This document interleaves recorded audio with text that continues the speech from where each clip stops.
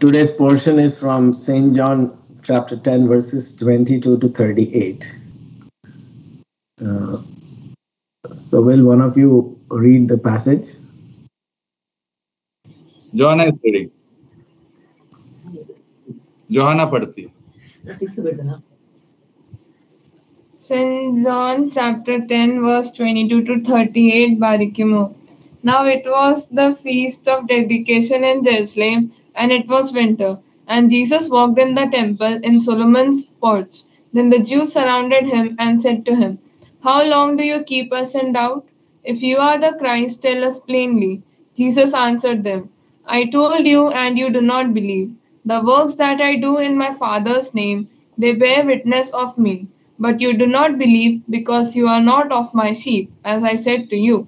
My sheep hear my voice, and I know them, and they follow me. And I give them eternal life, and they shall never perish. Neither shall anyone snatch them out of my hand. My Father who has given them to me is greater than all, and no one is able to snatch them out of my Father's hand. I and my Father are one." Then the Jews took up stones again to stone him. Jesus answered them, "Many good works I have shown you from my Father. For which of those works do you stone me?" Barikimo.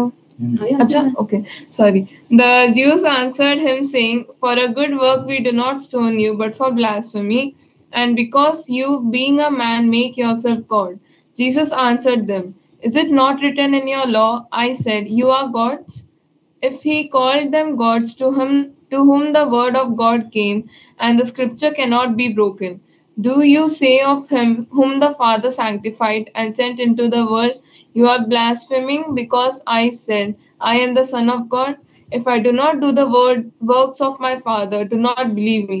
But if I do, though you do not believe me, believe the works, that you may know and believe that the Father is in me and I in him.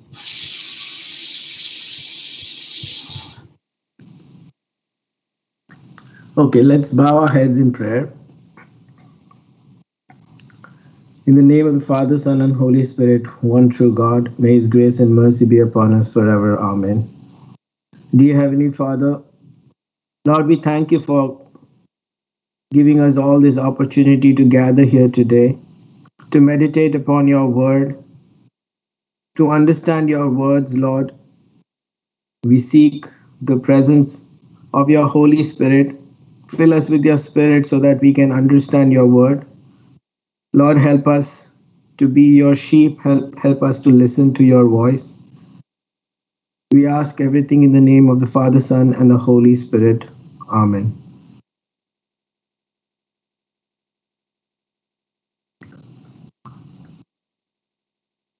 So our passage today is taken from chapter 10 of the Gospel of St. John, a very important chapter full of imagery, where in the beginning of this chapter, Jesus brings this beautiful image of the Good Shepherd. Jesus is preaching he's in Judea now, so he's using the shepherd as like a parable. He speaks about the shepherd because Judea is a place which is more a pastoral land. When he's in Galilee, he uses examples of like fishes, the fishermen, and the agriculture there. Judea is more of not that much of an agricultural place, but it's a stony ground, and the pastures are around the hills. So they have a lot of shepherds and sheep in Judea, and that's one of the important professions that they have in Judea, where the shepherds, they take the sheep to the hills to find green pastures. So Jesus makes a lot of claims here and comparisons. So he says a number of things. He says that first, he says that the person who comes in not through the door is a thief and a robber. So all those who came before me are thieves and robbers, and I am the one who comes through the gate, and the porter opens the gate for me and lets me in. So he says, I am the good shepherd. And he says also, I am the door. And he says that the good shepherd gives his life for his sheep. So the good shepherd, he compares himself saying that he's a good shepherd who is not doing this for a reward, for money or anything else like a hireling, but he's doing this out of love for his sheep. And that is what enables him to give his life for his sheep. A hireling will run away as soon as he sees the wolf coming because he's doing it as a job. He's doing it for a reward. He's doing it for the money. So he's a good shepherd who gives his life for his sheep and he walks in front of the sheep.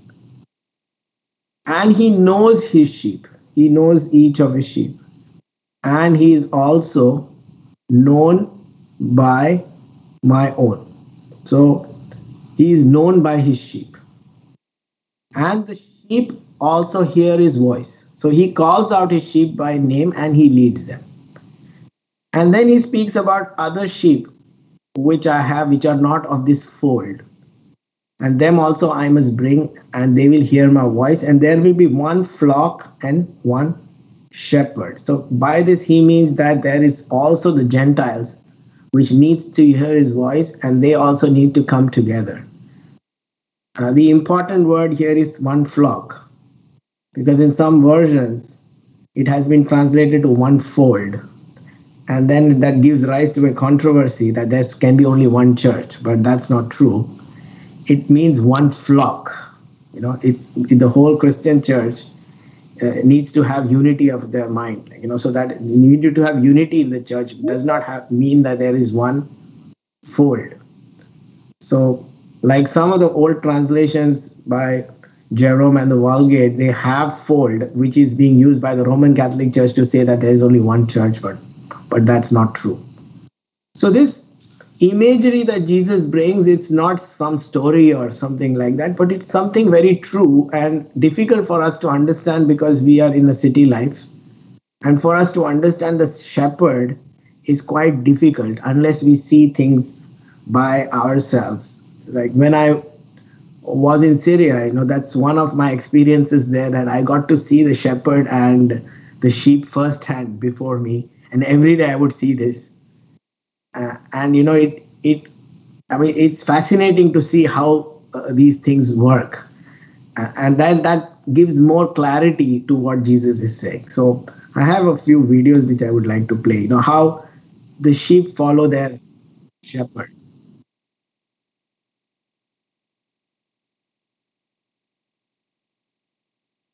So here we can see the shepherd walks in front and the sheep just follow him. So any danger that comes in the way, shepherd is ahead of.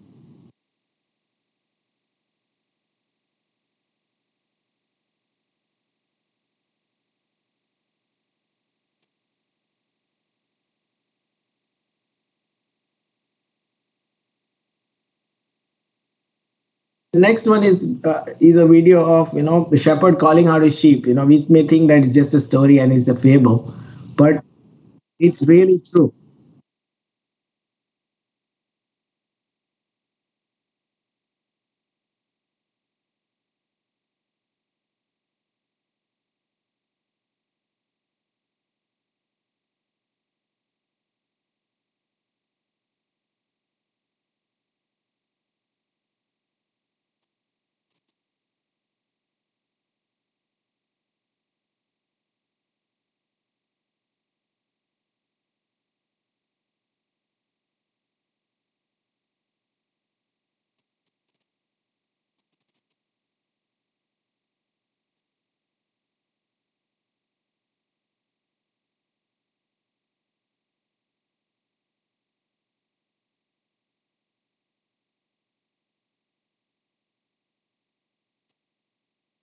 And this is a very mesmerizing video of how the sheep enter through a very small gate.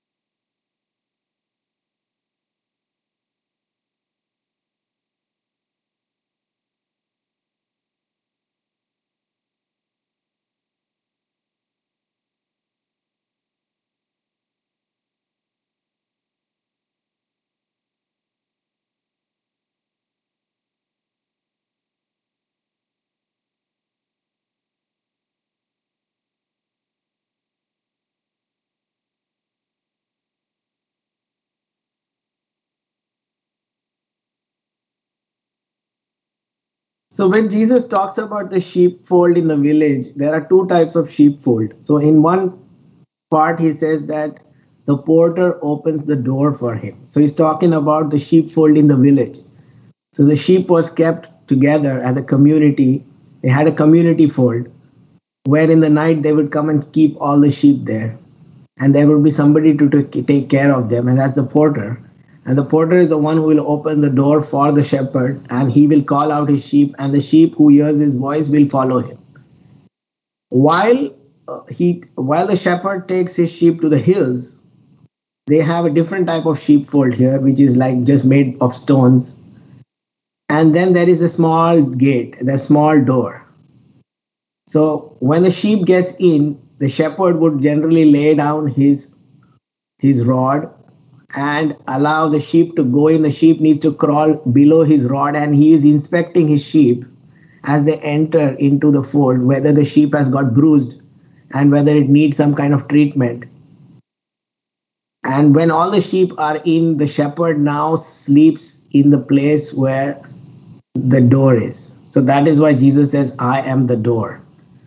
So the sheep enter through him, and if the sheep cannot leave out because now, and all the wild animals and everything come in, he is the one who is protecting his sheep at the door. So that's the door that Jesus is talking about. So these are two different doors here. And the second one is what he says, he says, I am the door, that's what he means. So these things help us to understand better what Jesus said and the meaning, help us to grasp the meaning of what he said. So now we will move on to the passage itself. Okay. So it was the feast of dedication. It was winter time. St. John gives all the details here about winter time, how it was and where he was walking in Solomon's porch. He gives all these details, which come from the first-hand information that he was there. And the feast of dedication was done in memorial of an event which happened in BC around 162 BC. So around 164 BC. So there was a king of Syria called Antiochus Epiphanes, and he was, he wanted everything to be turned Greek, and he liked the Greek culture so much that he attacked Jerusalem. And in that attack, around 80,000 Jews perished, and the temple treasury was looted, and 1,800 talents were removed from that. It was an offense to hold the law in their hand, and the people were prohibited from circumcising their children. If they circumcised that, the women would be crucified with their children tied to their body. So it was very bad, and he was very evil. And he also converted the temple into a brothel, and he converted that into a temple for the Olympian Zeus, and they started offering swine flesh to the pagan gods.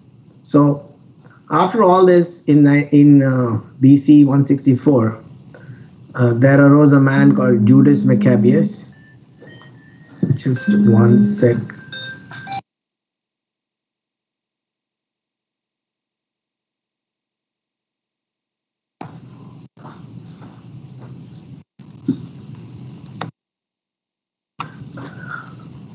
So there was a person called Judas Maccabeus. He and his brother, they rose, and there was an epic fight. And after that, they were able to capture back the temple, and they won in that battle. And after that, they cleansed the temple. All the utensils and the robes and everything was replaced, and the temple was dedicated again. And then after that, they decided to commemorate the feast of dedication every year. So it was also called the the feast of the festival of lights, similar to what we have here in India. We celebrate Diwali as a festival of lights. So they used to have a festival of lights where 8 days they would be lighting the lamp, and there were two different schools of people, like of Hillel and Shammai. So one group of people would light up 8 lamps on the first day and then reduce the lamp one by one, whereas the other group of people would light one lamp one day and keep adding till they reach 8. So most of the houses there used to be lit at that time, and it is at this time that Jesus also said that that I am the light of the world. When all these houses were lit with these lamps. So at this time, when the feast of dedication is happening, at that time, the Jews surround him and they ask him this question: how long do you keep us in doubt? So now that's their question.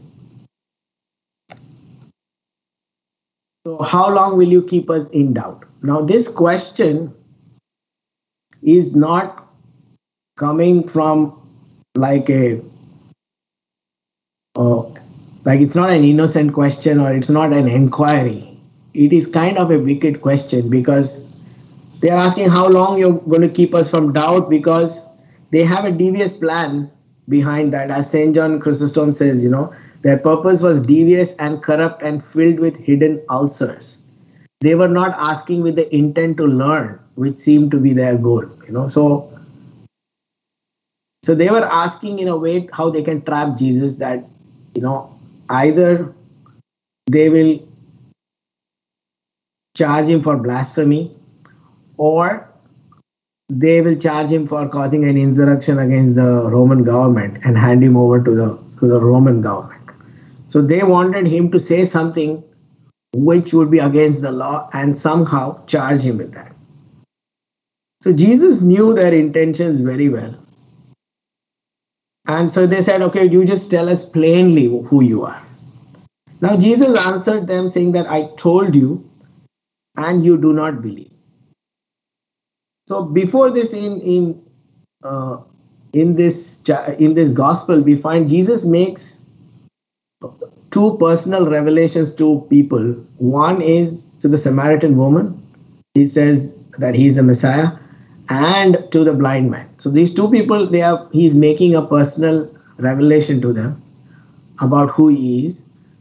But then he had previously proclaimed to the Jews in the chapter 8, verse 58, he says, before Abraham was, I am. So he said, before Abraham was, I am. And that way he tried to reveal himself to them, but at that time they picked up stones and they tried to stone him because he said that. So he'd already tried to tell them, but they would not listen. So they just wanted Jesus to say plainly to them, who he is. But Jesus is saying that, I've told you, but you don't want to listen. Okay. And he also says that his works, they bear witness to what he's saying. So it's not that somebody is just saying, but also supporting that with his works. Because the works that Jesus is doing, he gave sight to a blind man who was born blind. Nobody has done that before. So the miracles that he is doing, that works speaks for itself that he is from God. But they do not want to believe because they have their own idea of Messiah. Their idea of Messiah is different. He is the Messiah who is going to come and take them out of slavery. He will take them out of the Roman dominion and establish their own kingdom, and they will have a time of prosperity. This is their idea of Messiah. But when Jesus is speaking about the Messiah, he has a different interpretation of that. The Messiah comes to save his people from sin, and he is there to give his life for the people. To save mankind, he is giving his life. This idea they cannot accept. They cannot accept the idea of a Messiah being God and then dying for them. So they cannot accept this idea. And Jesus is trying to explain this idea to them, but they are not ready to listen. So So this is also, they are not his sheep not because he is not a good shepherd. They are not his sheep due to unbelief. They have no excuse. All their excuses, do not hold ground because they are not his sheep because they do not believe what he is telling them. So it's because of their unbelief. So there are two thoughts for us now in our life when we think about this. Are we fixated with our own ways and not the ways of God? We have our own ways that God should work in certain ways in our life, but God has a different plan altogether. He knows more than us. He knows better than us. And when we are not able to understand these plans, at that time, we start doubting God, just like these people, how do you keep us in doubt? And we may fall into that trap of doubting God because the way we think is our own way. We want God to work in our ways and not in his way. So that's one thought. And the other one is that, are we the Lord's sheep? Because if we are the Lord's sheep, we will listen to his voice. We will recognize his voice. We will listen. And our unbelief should not be the cause of us not being his sheep. So that's a challenge for us. That's a thought that for us, that are we like the Jews who want things to be done in their own way for them to believe, and then only they will be the sheep, otherwise they are not going to be his sheep. So we should not have that unbelief in our life.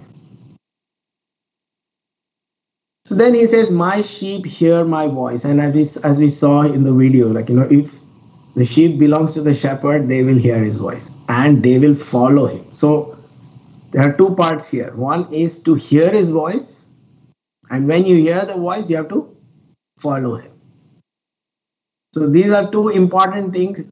Again, a lot of times we hear, but we do not follow. So that's always a two-part process here. So when we talk about the church, we talk about the dedication, the sanctification of the church. We had Kudosh Ito, and now we are celebrating Hudos Ito. So one is the sanctification of the church, purification, sanctification of the church, and the other one is the dedication. So there are two things. Now, sometimes we may use these terms interchangeably, but there are some small differences here between the two. Sanctification is to set apart, to make holy. So you say that this is holy, this is set apart. And dedication is now to use it for that purpose. So one is passive and the other one is active. So when you sanctify, you're purifying, you're preparing. You're preparing it for a purpose. And dedication is you're using it for that purpose. So when you dedicate it for that, you are using it for the purpose. So it's a two-step process. So in our church, we are going through this process. We are renewing ourselves. We are purifying ourselves. And then we are purifying ourselves for a purpose, not just to keep it purified, but then we are going to dedicate it for God and use it for his purpose. So it's a two-part process here. So the same way he says that my sheep hear me and they follow me. So they hear and follow. And I give them eternal life. So he makes three promises here. I give them eternal life. They shall never perish. And neither shall anyone snatch them out of my hand. So the three promises, the first one is, now we may think that, eternal life and they shall never perish. Now these may mean the same thing, but it's not. From the first line, he says eternal life, which means the eternal magnificence of the life of God. Now they will be living with God. So the glory of living with God, that is what he's giving. The eternal magnificence, the joy that they will get with the life of God, to be with God.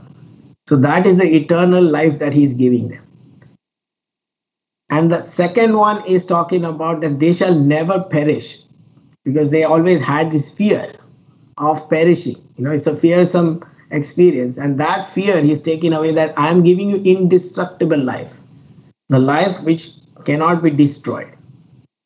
So that's what he's giving. And the third one, he says, the life which is secure, because now you are in my hand, and now the devil cannot snatch you away anymore. Like we are on this earth, anytime the devil can snatch us away, but once we are in his hand, and that's the life that he is promising, is that once we are in his life, we are getting a life that is secure.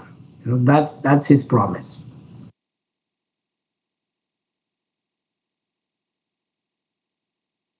Then he speaks about, my Father who has given them to me is greater than all, and no one is able to snatch them out of my Father's hand. Now, first he talks about his hand, then he's saying his Father's hand. So, and then he comes and makes the greatest claim here. So there are two things here. One is the tremendous trust and the tremendous claim. First is the trust that he has on his Father, that the Father who has given them to me is greater than all.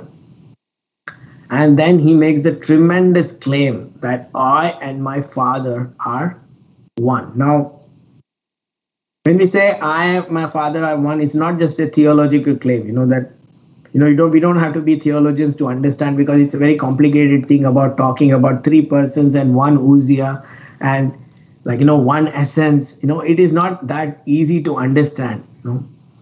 In Orthodox theology, several early church fathers have tried to explain these three persons and one essence. But it is not so difficult to understand if you look at the scriptures, because if you look at John 17, 20 and 22, it says that I do not pray for these only, but also for those who believe in me through their word, that they may all be one. So that everybody is talking about all may be one, even as thou, Father, art in me, and I in thee, that they also may be in us, so that the world may believe that thou hast sent me. The glory which thou hast given me, I have given to them, that they may be one, even as we are one. So it's very clear here that what Jesus is trying to say, that Father and him, they are one. They are inseparable. They are different persons, but they are one. They are united. And the same unity is required of us. That as human beings, all human mankind, we are supposed to have that oneness. The model of oneness has been given by the Holy Trinity. And that model has to be followed by us. When we are all one, then we can be also one with God. So that is the whole purpose, is there should be unity between man, and then there will be unity between man and God. So these two things need to happen. So this is this idea of oneness. And here he is making the claim that I and the Father are one. So what is the unity that should exist between Christian and Christian? Jesus says that a new commandment I give to you, that you love one another. Even as I have loved you, that you also love one another. So just as I have loved you, that I am giving my life for you, the same way you need to love one another. So when you love one another, then only this unity can exist. Unity is not a concept which comes in any other way. It can only happen through love. So just like Christ loved us and he continues to love us, we have to love others. And then only we can have unity. And so between Christians, that unity is required. And if you keep my commandments, so how do we know that you love? Because if you love me, you will keep my commandments. You will abide in my love, just I have kept my Father's commandments. So there are two things here he's talking about. One is love and the other one is obedience. So if you love, you will obey. So that's the important aspect here, that just like I have kept my Father's commandment and abide in his love. So you continue to abide in his love when you obey. you have to keep the commandments. Whatever he has commanded, you have to keep his word. And then only you will be able to abide in his law. So it's very clear here that we are talking about the unity of the Trinity itself, the unity of man, and then the unity of man and God. So that is the whole idea of being united. So this is his plan. So as soon as he made this claim, the Jews took up stones again to stone him. And then Jesus asked them, many good works I have shown from my Father. So for which of these works are you trying to stone me? So then they tell him that, oh, there is a verse missing here. So they tell him that we are not stoning you because of your works, but because you are of blasphemy, because you are saying that you are God. And then Jesus answers them saying that you are gods. Okay. Now it is written in the scripture, right? Is it not written in your law? Now he uses the word your law. Doesn't mean that, Jesus is not following that law. But he's quoting from Psalms 82:6, where it says that I say you are gods, sons of the Most High, all of you. So the psalmist is now speaking to the judges. Okay. So he's speaking to the judges because the judges have become corrupt and they are actually supporting the wicked. So he says that you have to give justice because you have received the word of God to do justice to the people, to do God's work. So you have been called to do God's work and you are supposed to do God's work, but you are now supporting the wicked people. You are not giving justice to the widow and the orphans and all those people. So that's why he says, he uses the word judges. The word for judges in Hebrew is Elohim. Because in a way, a judge is like God. Because he has the power to sentence a person. So the slave, they used to say that, when a slave has to be freed, he has to be taken to the judges. That he has to be set free. So the judge has the power to set him free. And there, the judge now becomes his God. So that is why he is using the word God here. So the word for judges is Elohim. So he says you are gods. Okay, and he's speaking in a different context in Psalms 82 and giving them a warning that if you do not do what you are required, then God will judge you. That is the warning given to the judges. So in a way, the judges, because they have received the word of God, they become gods. Okay, so here he's talking about man becoming God. So if God himself, he says in the scriptures, is calling man God, then why do you have such a big problem of me calling myself one with God? So the Jews are very averse to the idea of man being God. We know that from the Garden of Eden, the disobedience started with this idea of man trying to be God. But the Jews cannot accept this idea of man becoming God. And this is the whole problem because God wants man to become God. The whole idea of redemption is God and man should become one. That is the whole plan of God.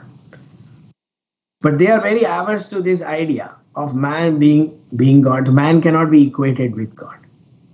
So that is why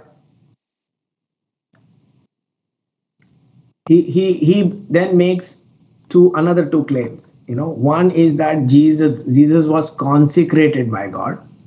Okay? And the other one is that God sent him in this world. So the word consecrated here, he is using the word hagiazen, or the word which is hagios, which means holy or consecrated. So he was consecrated by God. That means he was separated for this purpose. And then the next word which is used as, the God sent him into this world is the one which God, like if somebody sends an ambassador, that he's dispatching his ambassador, that kind of word is being used here to describe this, which means Jesus was consecrated by God. He was set apart. and then he was sent into this world to do what God commanded him to do. So that is what he came to do. And then they were not ready to believe him. So he was consecrated by God himself and he was sent into the world with a purpose. So, so he says, what do you say of him whom the Father sanctified and sent into the world? You are blaspheming because I said I'm son of God. So if I do not do the works of my Father, do not believe. But I do, though you do not believe me, believe the works, that you may know that and believe that the Father is in me and I in him. So you don't believe what I say, but you believe what I do. So there are two things here, saying something and doing something. So these are two important parts. When we say we love somebody, we have to be also, as in the last Bible lesson, we talked about that when we love somebody, we should be ready to sacrifice. So that is the proof that you are loving. So it's two parts. To love somebody emotionally. Peter loved Jesus emotionally, but he was not ready to sacrifice his life for him. He loved his life more than he loved Jesus. It is later on that he realized that, that he needs to love Jesus so much that he's ready to give his life for him. So it's a growth process. And that is the same thing that, in this cycle, we have to see that we have to grow. We purify ourselves and then we have to be used for his purpose. So those are the two things that we need to do here. So Saint Athanasius says that indeed the Lord became incarnated so that we may become gods. He proclaimed himself by appearing in the flesh to enable us to comprehend the thought of the invisible God. He accepted shame to grant us the inheritance of incorruption. So the gist of this is God wants us to be gods, and that is the process of theosis, that we have to grow to be like him. And then Saint Irenaeus, he says that you are gods and all of you are children of the Most High. This is from Psalms. For this end the word of God became incarnate. The Son of God became the Son of Man. And hence man enters into the Logos and accepts to be adopted. He becomes the Son of God. So all in all, this passage speaks about purifying ourselves, sanctifying ourselves, dedicating ourselves to God, to be used for his purpose. It's not a passive thing, it's active. We have to listen to our shepherd. We have to be his sheep, because unless we listen to our shepherd and we hear his voice, we cannot be his sheep. What is required of us is to have oneness of mind with other people, that all human mankind becomes one, and only then we can be one with God. So those are the important messages that we have in this passage. It's a very intensive passage here. So those are the thoughts that came to my mind as I was reading about it through different commentaries and the early church fathers. So with that, I will open this for the discussion.